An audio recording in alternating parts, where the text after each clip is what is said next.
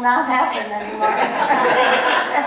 We take our life into our own hands sometimes when we come up here. Oh, I forgot my glasses. Well, anyway. So the topic I'm going to talk about today sounds really depressing. Breaking out of prison. I bet you almost didn't want to come this morning when you saw that. But if you'll hang in there with me, do you trust me? Yes. Okay, good. I don't trust myself some days, but I've been thinking about prison this week because I've always had great sympathy for those in prison. I know they've, probably done something wrong, but it to me always seems like the worst possible life experience to have, living in really horrible conditions, punishing rather than rehabilitating. And I get claustrophobia, so just thinking of being in that small space would drive me crazy, not to mention the hard labor, not feeling safe, and the bad food. Would that be the worst or what? And so I guess we better lighten it up a little bit before I go on. You've all heard the story, right, about the cement mixer and the prison bus that crashed on the highway? The police advised their citizens to be on the lookout for a group of hardened criminals. You'll get that about 3 in the morning. Or which is heavier, the collected works of Shakespeare or a prison full of inmates? The pros outweigh the cons. That's pretty bad. Okay. We'll go on. So the reason I'm talking about prison is The Course of Love. I was reading it this week. And it reminded us that we are all in prison of our own making, because our minds are programmed with the laws of man. Now, what does that mean? I'm not talking about breaking laws like stealing or killing somebody. I'm not talking about breaking those kind of laws. But the structure that we've been programmed to live in, that we are told is the only way to be. For instance, what you should eat or not eat. How many of you are sick of being told something's going to kill you if you eat it, right? I remember the years where first they said eggs are good for you. Then they said eggs will kill you. Then they decided, well, the white eggs are a part of the eggs are okay, but not the yellow, I grew up with eggs. I'm going to eat eggs, okay? If they kill me, you can talk about it at my memorial, okay? Or what you must do to succeed. That you have to go to college to succeed. Maybe some people are better in trade schools or have a talent that doesn't require the education. Or raising kids. How many of you, when I was raising my kids, they used to say on television, if you're going to have children, you have to have at least $150,000 in the bank account, because this is what it's going to cost you. I would never have had children if I would have followed the laws of man. And now that I'm nearing retirement age, they're saying, well, you can't retire unless you have enough money for, your year of income, for how many years, you've got to have that all. I would never be able to retire if I follow the laws of man, based on the belief in separation rather than union. You get where I'm going here? Now, even when you know the truth of that, and you feel somewhat free of that, it takes an adjustment to living in that freedom that it brings, that we are free, we are totally supported. It's like a prisoner being released from prison.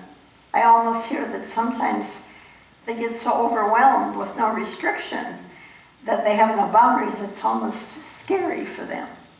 So we too have to get used to living in that newfound freedom above those laws of man, so to speak. The Course of Love says the unlimited freedom offered you is almost too vast for your comfort zone. And so most of us accept our comfort zone in exchange for that freedom. And the only way I can relate to, we have cats now, so I relate everything to cats.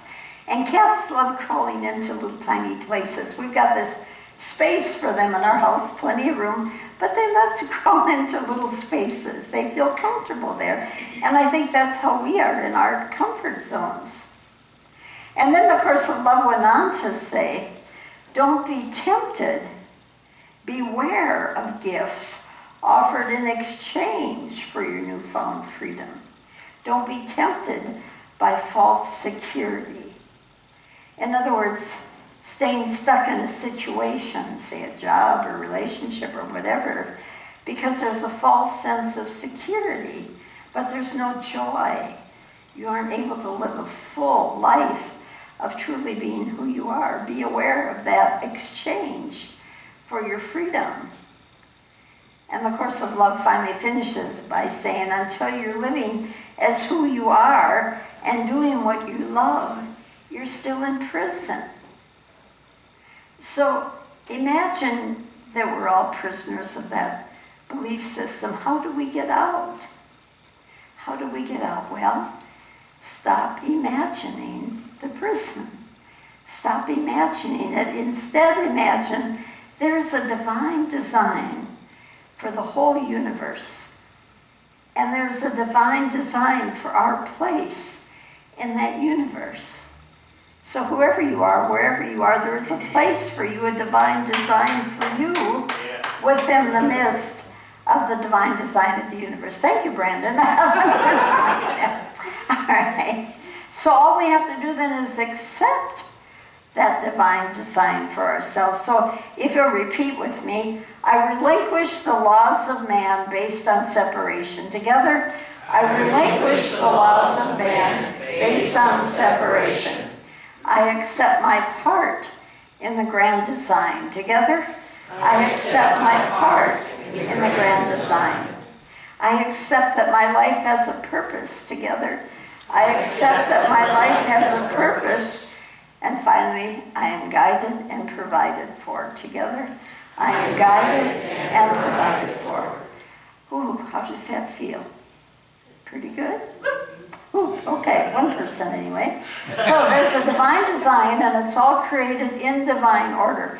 And it was interesting this week how whenever I decide to talk about something, I see things that go along with it. Somebody was talking this week, and I'm not a scientist, but about fractals. Do y'all know what a fractal is? It's sort of the idea that the microcosm is in the macrocosm, or the everything keeps repeating itself. For instance, if you have a plant, now Kate gave me a cute plant, and Kate, I won't do this, but if I were to tear off a little tip of a leaf, I promise I won't do that. That little tip of the leaf carries the same design as the whole plant. And so each of us have the design for us, and we also have the entire divine design of the universe within us. So think of the power of all that. All exists in that type of wholeness, and we are never a part of that, even if we feel separate, even if we feel like we've been torn away from something, family or friends or whatever, we are still a part of that divine design. And so we just need to break out of the prison of our own making, which is in the mind. How do we do that? Well, I've got 3 ways. My favorite quote is from Walt Whitman, and I know I've said this before, but it's so good. Dismiss what insults your soul. Dismiss what insults your soul. If somebody tells me, oh, you got to do this, or nobody can do that, just dismiss it. And then just relinquish the fear. Don't give it power. If they're telling you when you're over 70, this is going to happen, this is what's going to fall off, Don't give it power. Joseph Campbell once, remember, everybody knows what Joseph Campbell says. What did he say? Follow your what? Your bliss. Follow your bliss. Follow your joy. How can that be real? Because it's not a part of the laws of man. They will never tell you that. They will say you've got to do this, this, and this. Now, does that feel scary? Does it feel vulnerable? Just to accept your true self, the true you, not the you you've been told to be, as part of the divine design. In Unity, we interpret the Bible metaphysically. And so we read these stories as a story of an aspect of our consciousness. And one of my favorite stories that I often tell is the one of Peter in prison and how he breaks out. And remember, this is your story. So first I'm going to tell it very briefly because I know I've told it before. And then we're going to go into how it pertains to this topic. King Herod put Peter in prison. And through the laws of man, he really had to keep him guarded. So he put 2 soldiers in front of him while he was sleeping. And he chained him. Now, according to the laws of man, he was chained, and there were 2 soldiers there guarding him. But suddenly, while Peter was sleeping, an angel came into the cell and light. And the angel said, "Quick, stand up, follow me." And the chains fell off, and the 2 guards didn't even see as they walked out of the prison. Now, you know this has to be a metaphysical story of our power to let go of those chains. King Herod is the egoic thought system based on what? Separation and fear. And the prison is the programming of the laws of man and the separated self that have kept us in this little tiny space.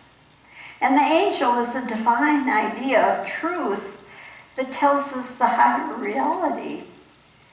And Peter represents faith that simply stood up and walked out, and the chains fell off and the guards didn't even see him. Is that a powerful story or what? And the world must have told him, Peter, that cannot have happened. And yet he did it. The chains literally fell off. Well, one final story. A guy is spending his first night in prison. And he hears someone in the cell next to him yell out, 37, and everybody bursts into laughing and laughing. The whole cell block is laughing. And then another guy, a few cells down, yells out, 74, and everybody starts howling with laughter. And another guy yells out, 46, and again, they're losing their minds, they're laughing so hard. So he asks his cellmate, what's going on? Why are the numbers so funny? And the cellmate says, well, we've all been here so long, and we remember all the jokes by heart. So to save time, we just give them numbers, and we just yell out the numbers. And the guy said, oh, I get it, let me try. Can I try? And he gets up and yells, 36, and no one laughs. And he yells again, 36. And nobody's laughing. And he looks at the cellmate and he said, what's wrong? Why is that not funny? And the guy said, yeah, that's a good one, but some people just don't know how to tell a joke.